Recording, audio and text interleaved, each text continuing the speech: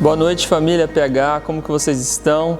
Mais um domingo, mais um Sunday Night e eu estou muito feliz de poder estar com vocês mais uma vez, mais um domingo. Quero te convidar nessa noite a ficar à vontade, vocês já estão acostumados com os nossos cultos online, então eu quero reforçar hoje para que você mande para alguém essas ministrações que a gente tem gravado no YouTube, para que você sinta à vontade agora também, chama a sua família, chama os seus amigos que estão na sua casa para assistir esse culto com a gente, e não apenas assistir, mas para adorar a Deus juntos nesse culto ao Senhor. Espero que Deus fale aos seus corações e nós desejamos um bom culto. Então sejam bem-vindos ao Sunday Night.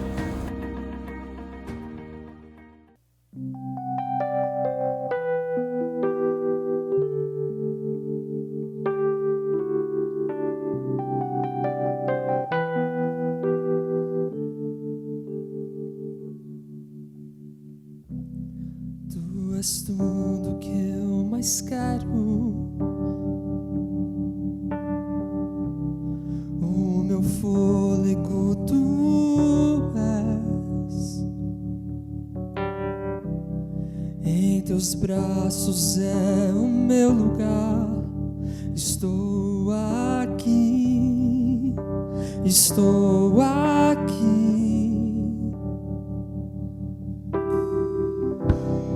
Pai, eu amo tua presença, teu sorriso é vida em mim. Eu seguro em tuas mãos, confio em ti, confio em ti.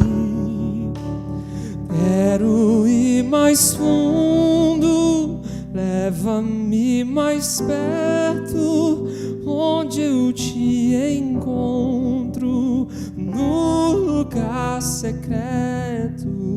Aos teus pés me rendo, pois a tua glória quero ver.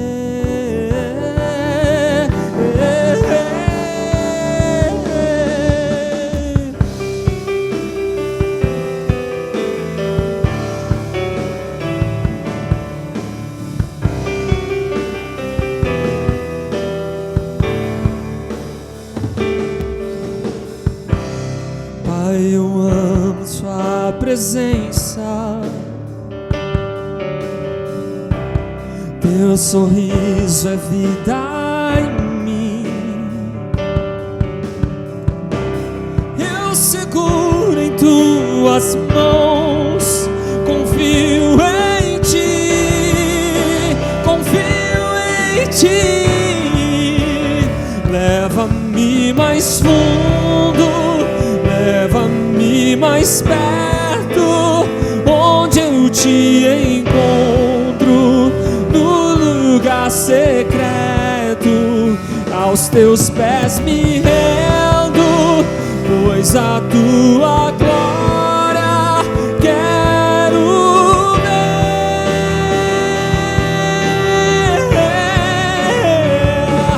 Tudo que eu mais quero é te ver, me envolva com tua glória e poder.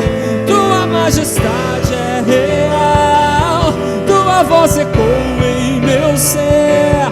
Tudo que eu mais quero é te ver, me envolva com tua glória e poder. Tua majestade é real, tua voz ecoa em meu ser.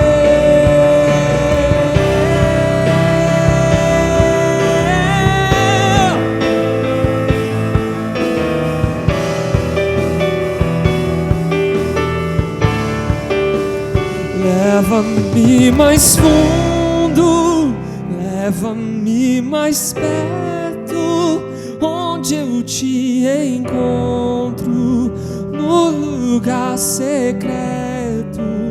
Aos teus pés me rendo, pois a tua glória quero ver.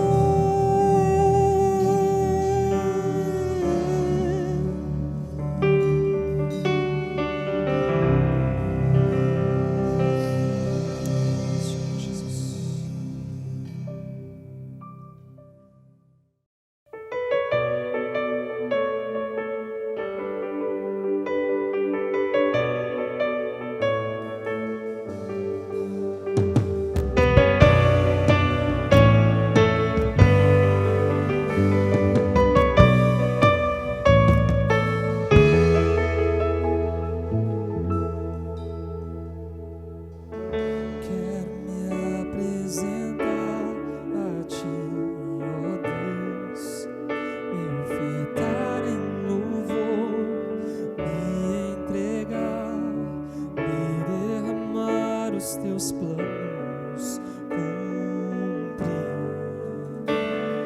que eu possas achar em mim a voz que desejo ouvir, que toca o Espírito, abre os céus, enche o teu coração,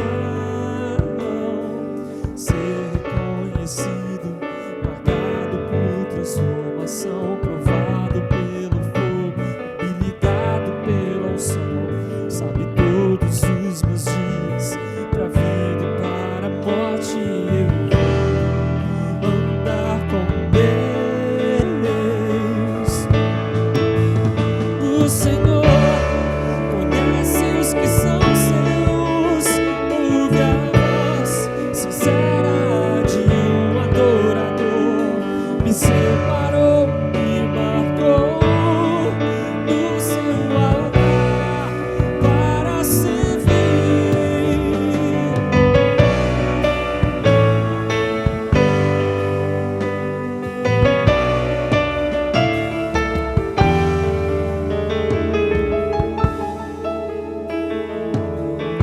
Quero me apresentar a ti, ó Deus, te ofertar em louvor, me entregar e derramar os teus planos, cumprir,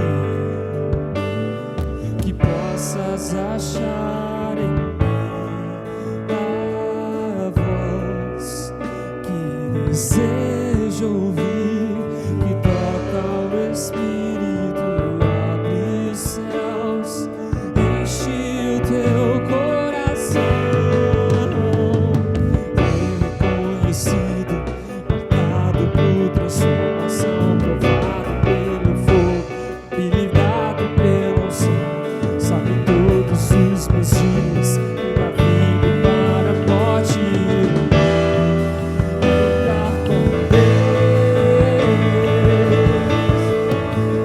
O Senhor conhece os que são seus, ouve a voz sincera de um adorador, me separou, me marcou no seu altar para servir. O Senhor conhece os que são seus, ouve a voz sincera de um adorador, me separou, me marcou no seu altar para servir.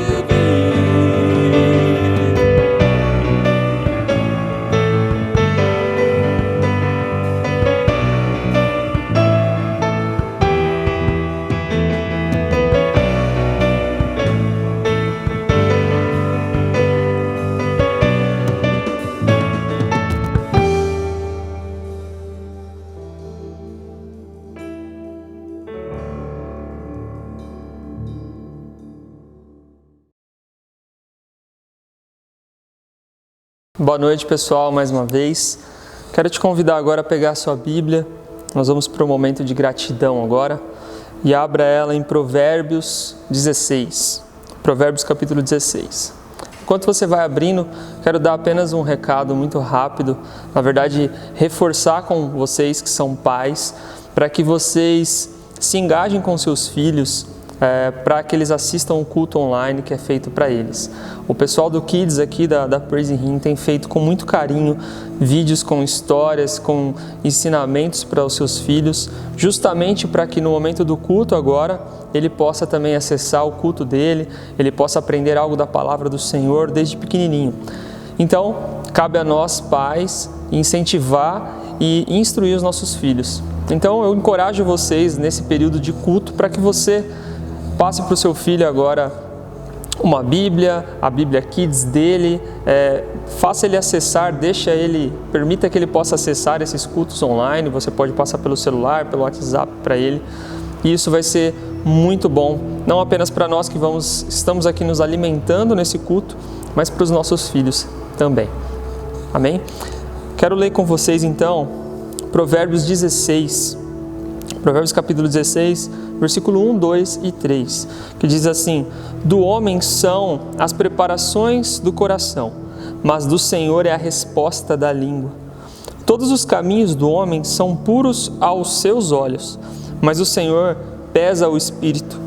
O 3, confia ao Senhor as tuas obras, e os teus pensamentos serão estabelecidos.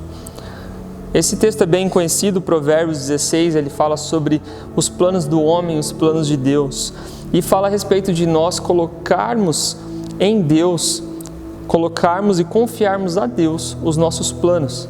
E mais ainda do que isso, não apenas confiar os nossos planos a Deus, mas eu acredito que esse texto remete a lembrarmos de que os planos dele são maiores do que os nossos.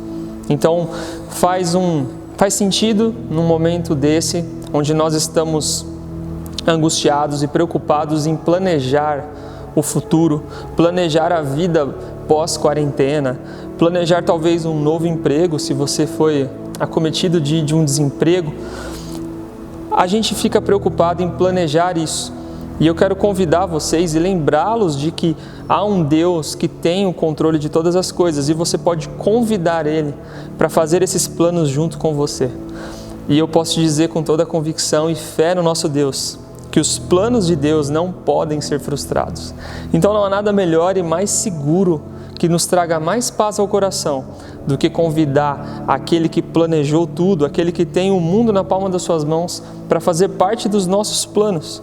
A chance de que os planos traçados junto com esse Deus deem errado é mínima. Então, eu te convido nesse momento de gratidão a lembrar que existe um Deus que está sob o controle de todas as coisas. E Ele tem cuidado de mim, Ele tem cuidado de vocês. Então, que nesse momento a gente possa lembrar que até aqui o Senhor tem cuidado de nós, Ele não vai faltar. E que isso gere em nós um sentimento de gratidão, para que a gente possa não apenas cumprir algo como um dever, mas que a gente faça isso com amor, de um coração generoso daquele Deus que tem cuidado de nós.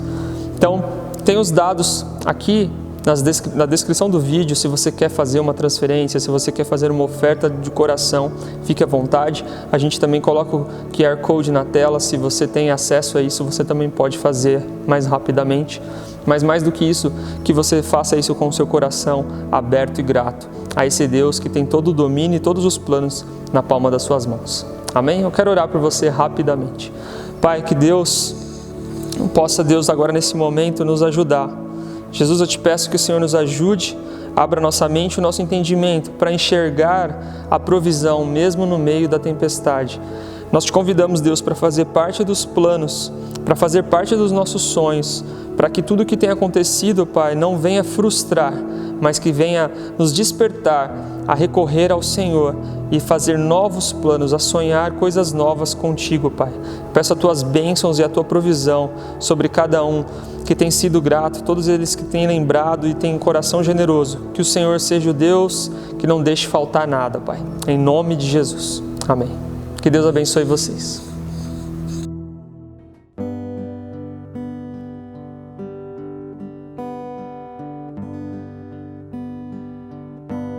O que posso te dar por tudo que tu és? Você me libertou e me curou. O que posso te dar por tudo que tu és? Você me libertou e me curou. Tu és bom, em todo tempo és bom. Justiça está em ti.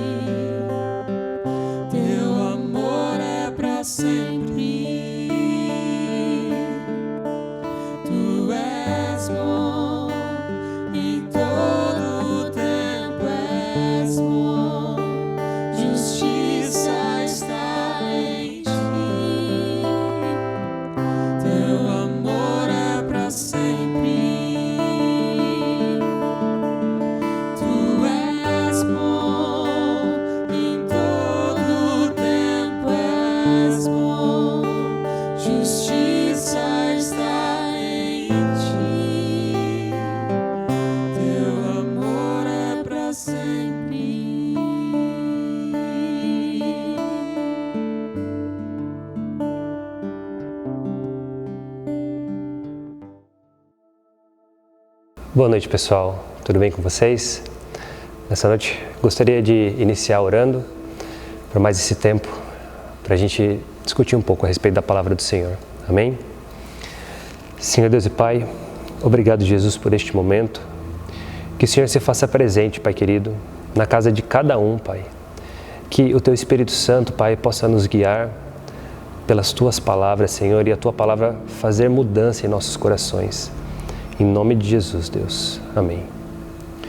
Queridos, na semana passada, nós começamos a falar a respeito dos atributos de Deus e, mais especificamente, sobre a bondade do Senhor.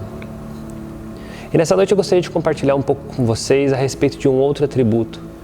E esse outro atributo é a sua santidade. Porém, falar de santidade de Deus nos remete a um outro atributo. E por incrível que pareça, esse outro atributo é a ira do Senhor. Por mais estranho que pareça, a santidade ela tem uma conexão com a ira. E para que isso fique um pouco mais claro, eu gostaria de pôr um pano de fundo para a gente começar a nossa discussão. A gente já parou para pensar, ou vocês já pararam para pensar, que Deus ele tem ódio? Deus ele possui ódio? Sim, Deus ele possui ódio, né? E a gente consegue ver isso claramente fazendo uma pequena reflexão. Normalmente uma situação, ela sempre tem dois lados antagônicos entre si, né?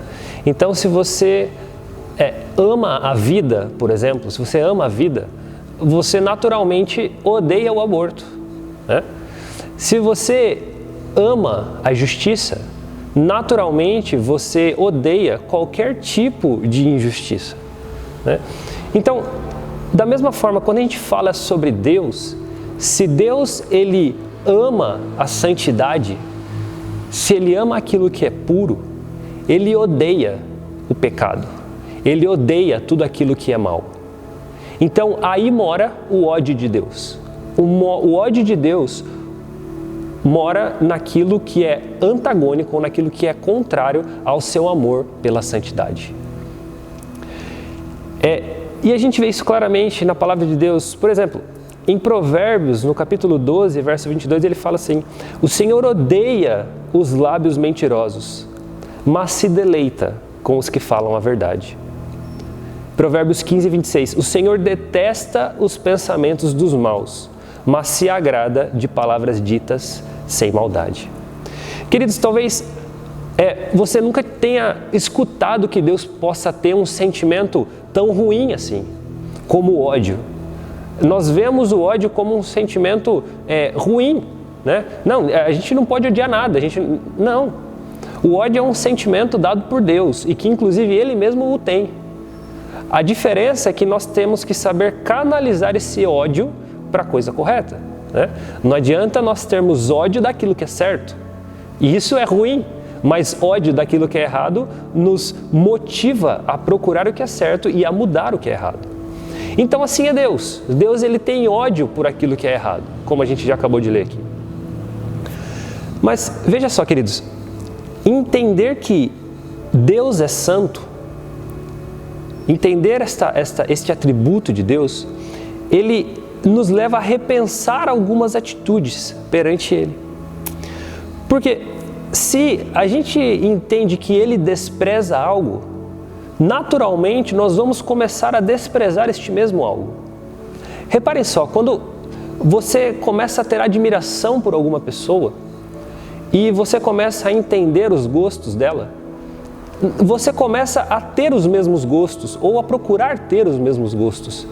E isso é natural. Então, se a gente percebe que Deus ele é amor, que Deus ele é bom, que Deus ele é justo, que Deus ele é santo, nós tentamos ao máximo ter essas mesmas atitudes, porque nós procuramos agradar a Deus, porque a palavra assim nos ensina. Mas veja, queridos, que agradar a Deus, o agradar a Deus pode ser motivado por duas coisas, e há um abismo gigantesco entre elas. agradar a Deus por amor é muito diferente do que agradar a Deus por medo. Ambos vão ser vistos da mesma forma pelas pessoas.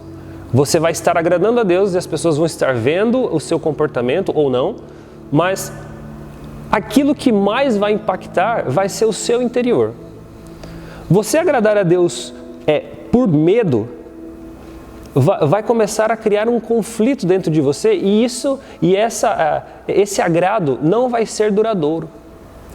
Mas quando a gente agrada a Deus por amor, a nossa vida acaba sendo mais leve, muito mais sustentável e mais eficaz.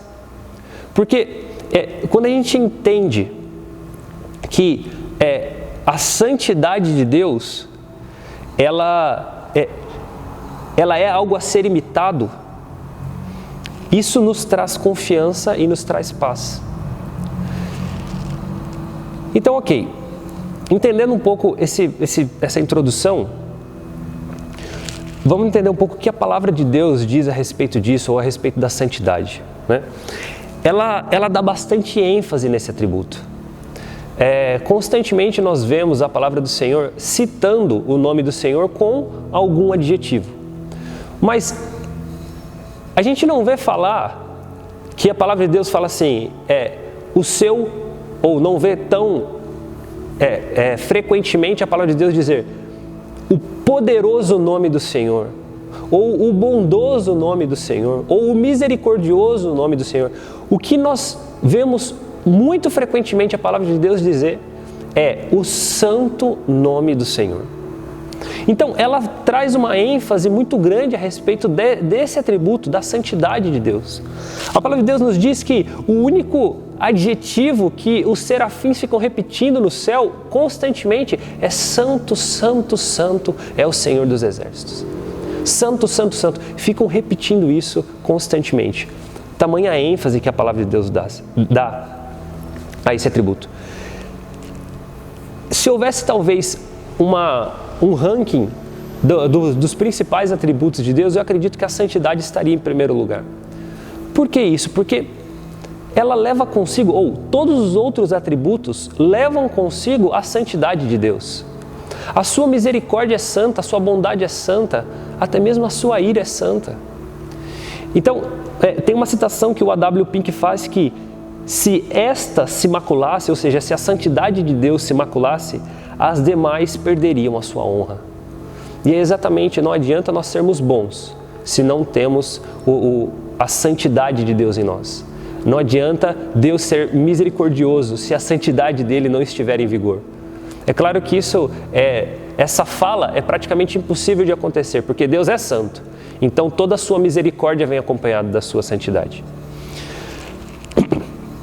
Então, suas atitudes serem contidas de santidade significa que tudo quanto Deus fizer será santo. Assim como tudo que Ele fez é santo. Veja a palavra de Deus aqui, diz em Salmo 145:17. Justo é o Senhor em todos os seus caminhos e santo em todas as suas obras. E pessoal, quando a palavra de Deus diz que Ele é santo em todas as suas obras, é em todas as suas obras. Tudo aquilo que existe foi criação de Deus e tudo é santo. Nossa, Tiago, mas agora você pegou pesado. Porque como que algumas coisas tão ruins podem ser consideradas santas? Não. Veja o que a palavra de Deus diz. Toda a criação, vamos ver ele de novo aqui. Santo em todas as tuas obras. Ou seja, Ele foi santo na criação das obras. Mas olha aqui, isso não exclui o homem, né? Porque o homem, ele comete coisas que são ruins. E essas coisas ruins não são santas. Mas Deus, Ele fez o homem santo, né? Deus, ele fez o homem bom. Mas Ele também fez o homem capaz de decidir os seus próprios caminhos. E quando o homem decide ir contra a vontade de Deus, ele perde essa sua santidade. Então veja a diferença, Deus ele faz o homem santo, mas o homem decide ir para outro caminho. e aí ele perde a santidade. Agora, isso também acontece com as criaturas celestes. Veja aqui no livro de Judas, no verso 6, ele fala assim: e aos anjos que não guardaram o seu principado, mas deixaram a sua própria habitação, reservou na escuridão e em prisões eternas até o juízo daquele grande dia. Galera, veja só, até os anjos que Deus fez, eles perderam o seu principado, ou seja, eles tinham um principado, eles tinham coroas, eles tinham uma santidade, mas eles decidiram pelas trevas, então eles a perderam. E eu vou ainda mais longe. Veja só o que diz o livro de Eclesiastes, capítulo 7, verso 29. Assim cheguei a esta conclusão: Deus fez os homens justos, mas eles foram em busca de muitas intrigas. De novo Deus falando sobre como Ele fez os homens santos. Mas ainda mais intrigante do que isso é o que diz o profeta Ezequiel no capítulo 28. Tu eras o querubim, ungido para cobrir, e te estabeleci no monte santo de Deus estavas, no meio das pedras afogueadas andavas, perfeito eras nos teus caminhos, desde o dia em que foste criado, até que se achou iniquidade em ti. Galera, quem que era o querubim que andava perante o Senhor e foi encontrada iniquidade nele? Satanás. Satanás foi feito santo, Satanás foi feito justo, mas ele decidiu ir para outros caminhos, deixou que a corrupção entrasse em seu coração. E assim, ele foi jogado no abismo. Então assim a gente consegue concluir que até o pior mal que existe na terra, no princípio foi bom, porque assim Deus o criou. Então tudo quanto Deus cria é bom. Agora, além de criaturas, Deus ele criou um código de conduta. Deus ele criou a sua lei. E não poderia ser diferente, a sua lei também é santa. A gente vê essa santidade sendo manifestada nela, porque ela condena o pecado em todos os seus formatos. Veja aqui o que diz em Romanos 7, verso 12. De fato, a lei é santa, e o mandamento é santo, justo e bom. Então a lei é santa porque ela procede de Deus. E qual que é o propósito da lei? É indicar o caminho para nós da santidade. Essa é a lei santa de um Deus santo, para indicar o caminho à santidade. Mas por que ela tem que fazer isso? Porque em 1 Tessalonicenses, no capítulo 4, verso 3, Paulo Deus diz: porque esta é a vontade de Deus. Qual? A vossa santificação. Galera, Deus é um Deus santo. Deus é um Deus puro, imaculado. Deus, sendo assim, Ele nos faz da mesma forma, nos faz santo, nos faz pessoas puras. Mas ao decorrer da nossa vida, a gente perde isto, porque a gente começa a ir por caminhos tortuosos e perde a nossa santidade, perde aquilo que Deus nos fez para ser. E por isso, Ele, sabendo disso, sabendo que nós iríamos cair ao longo do caminho, Ele prepara uma lei para que a gente tenha um caminho para voltar a Ele. A religião significa justamente isso. Religião significa religar. Religar o quê? Religar o homem a Deus. Algo que era ligado, foi rompido por causa do pecado. E a religião veio para ligar novamente o homem a Deus. Então, queridos, quando a gente olha todos esses caminhos que Deus criou, é para que nós alcançássemos novamente a nossa santidade, para que tivéssemos novamente um relacionamento com o Pai. Ele criou esse caminho. Porque Deus, sendo um Deus santo, Ele tem aversão ao pecado. Deus ele não compactua com o pecado. Se você foi ensinado diferente disso, o ensino estava errado. Deus ele não compactua com o pecado. Agora, tamanha aversão, tamanho ódio que Deus teve para com o pecado, a ponto de castigar até o seu limite extremo de merecimento, quando Ele imputou todo o pecado da humanidade no seu Filho. uma atitude tão terrível para com o seu filho, motivada por uma santidade absoluta do seu ser, mas que foi ao mesmo tempo movida por uma santa misericórdia. Deus justo, Deus santo, tinha que condenar o pecado, condenou o pecado colocando em seu filho. Assim a sua ira foi satisfeita, porque a sua misericórdia estava clamando: perdoa os teus filhos. Deus, Ele odeia o pecado em você, queridos. Nós encontramos esse desprezo de Deus em todos os livros da palavra. Todos os livros da Bíblia há uma citação sobre o desprezo de Deus para com o pecado, através das suas atitudes e através da sua própria lei. Então, tudo que nos foi dado, tudo que nos foi concedido demonstra que não só o desprezo Deus possui para com o pecado, mas Deus possui ira para com o pecado. E não duvide disso, pessoal. Deus, Ele nunca vai passar a mão na sua cabeça entendendo a sua fraqueza, entendendo o seu pecado.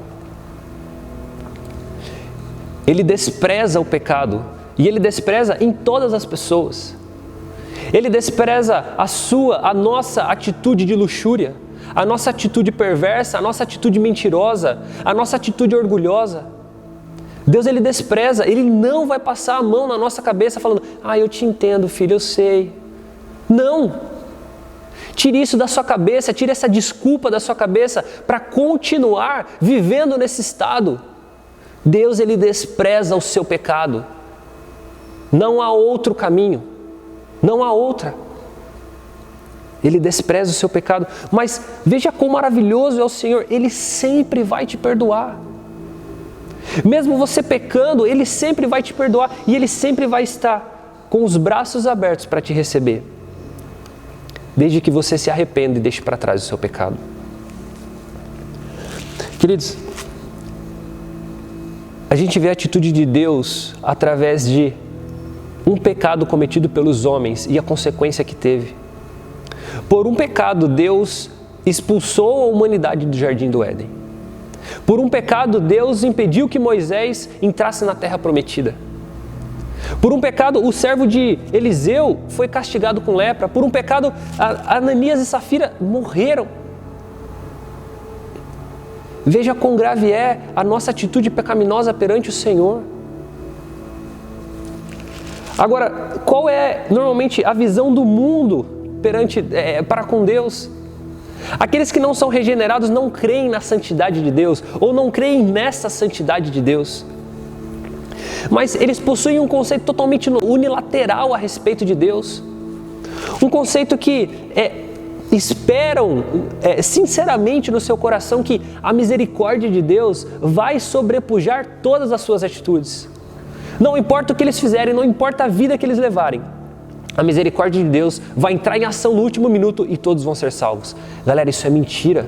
Não é assim que a palavra de Deus nos ensina. A Escritura, ela descreve com clareza essa imaculada pureza de Deus, tal que ela demonstra muito clara como que essa pureza ela transcende a mente humana. O homem não seria capaz de produzir um Deus desse. Quando a gente começa a verificar as histórias dos deuses pagãos, a gente vê que é muito fácil a gente criar um Deus como aquele.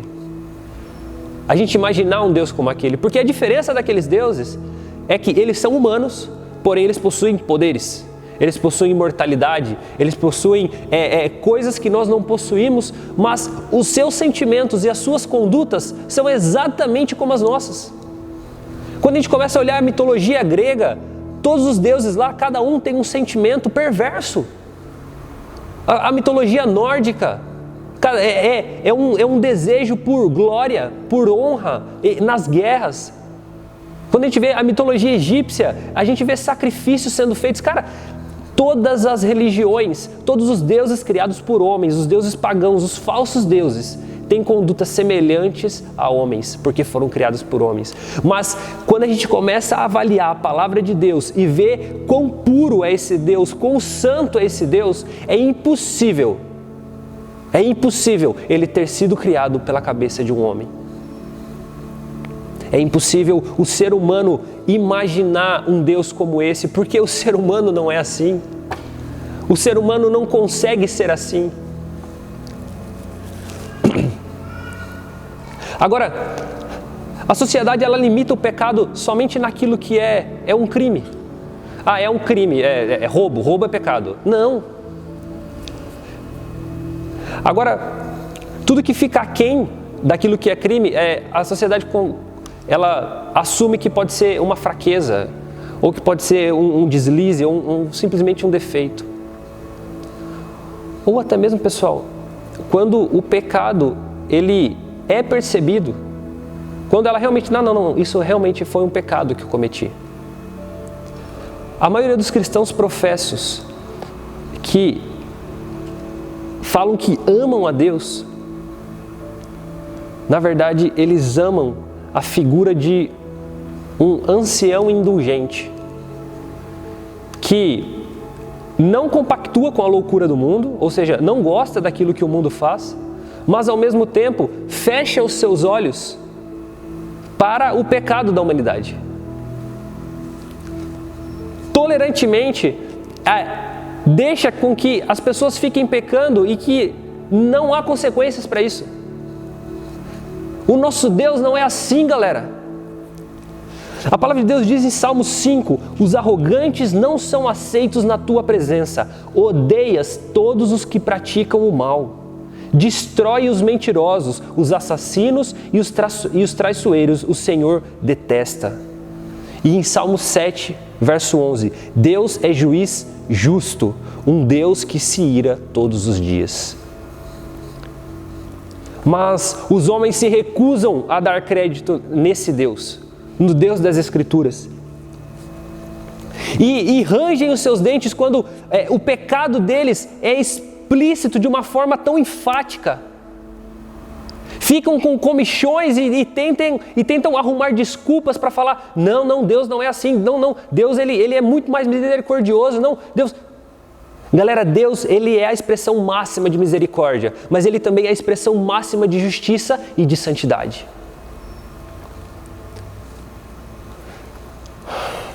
Como um homem como nós poderíamos criar um Deus como esse? Poderíamos imaginar um Deus como esse? Como que a gente poderia criar um mar de fogo e enxofre em que nós mesmos seríamos condenados? Eu acho que haveria muito mais chance da gente criar todo um mundo do que conseguir ter a imaginação suficiente para criar um Deus tão santo. Porque tudo aquilo que a gente produz já vem manchado. Tudo aquilo que sai de uma árvore que é podre não sai bem. E nós somos manchados pelo pecado, nós somos podres pelos nossos pecados. Mas bendito seja o Senhor, que nos reconciliou consigo mesmo e através do sangue de Jesus Cristo, nos fez justos. Galera, entenda que a justiça que foi imputada em você não foi porque você mereceu isso, mas porque alguém morreu na cruz e não foi qualquer pessoa, foi o Filho de Deus. Ele morreu na cruz por você, para que você fosse justificado.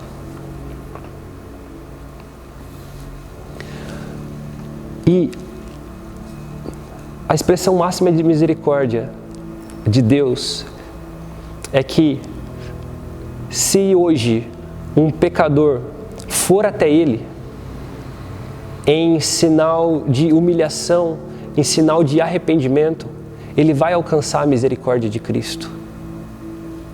E mais do que isso, ele sempre vai alcançar a misericórdia de Cristo se ele chegar em humilhação e humildade perante Ele.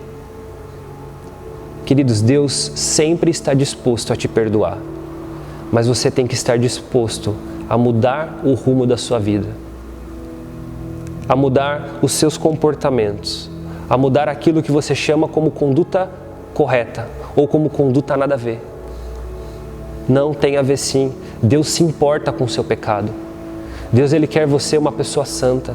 Deus, Ele quer você um homem justo. E Ele odeia o pecado em você. Mas Ele ama você. E por isso Ele fez todos esses meios para que você conseguisse chegar a Ele. E assim, dia a dia, ser transformado. Queridos, a transformação que há em você, ela só é possível mediante o Espírito Santo. Mas você também tem responsabilidade sobre isso. Queridos, tem uma citação do Charles Spurgeon, um dos grandes avivalistas que já viveram aí nessa terra, que ele fala que a eleição de Deus, ela é uma realidade, assim como a responsabilidade do homem também é uma realidade. E que são poucos os que entendem isto. Queridos, eu não estou pedindo nesse momento para que você entenda que Deus é quem elege, mas ao mesmo tempo você tem a responsabilidade. A nossa mente humana dificilmente consegue entender alguma coisa, essas duas coisas que são totalmente antagônicas, aparentemente antagônicas, mas é a verdade da Escritura. E se ela fala que você só consegue ser santo pelo Espírito, mas você só consegue ser santo se você buscar, assim você tem que crer. E dessa forma continuar buscando a Deus, até que cada dia mais você se afaste do caminho tortuoso, se afaste do caminho da destruição e se achegue a Jesus Cristo. O nosso objetivo é que, uma vez transformados pelo Espírito, a gente permaneça nessa condição e cada vez mais nos aproxime de Deus. Sigamos nos aproximando de Jesus. Vamos orar, queridos, em nome de Jesus. Pai querido e santo, eu te agradeço, Pai. Eu te agradeço pelas tuas verdades, Senhor. Eu te agradeço, Pai, que o Senhor vem com verdades para confrontar os nossos corações, pois muitas vezes nos encontramos em nossa zona de conforto, Pai. Muitas vezes nos encontramos, Pai querido, como estacionados, Pai querido, em Sua presença, ou às vezes estacionados fora da Tua presença, Pai. Mas nós não queremos isso, nós queremos, Pai querido, ser pessoas que caminham em direção ao Senhor. Ser pessoas que caminham em direção à santidade que há em Ti. Então revela a nós, Pai querido, o nosso estado pecaminoso. Revela a nós, Pai querido, que nós precisamos ser mudados. Em nome de Jesus eu te agradeço, Pai. Amém. Deus abençoe, queridos.